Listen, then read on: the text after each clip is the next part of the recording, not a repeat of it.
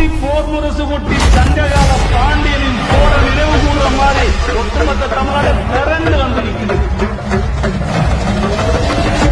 அந்த ஐயனே அவனுக்குள்ள வந்த மாதிரி அப்படி ஒரு உக்கரம். மரவர் நாட்டாக நடத்தப்படும் மாபெரும் உலக புகழ் பெற்ற 1000 ஆண்டுகள் பாரம்பரியம் மிக்க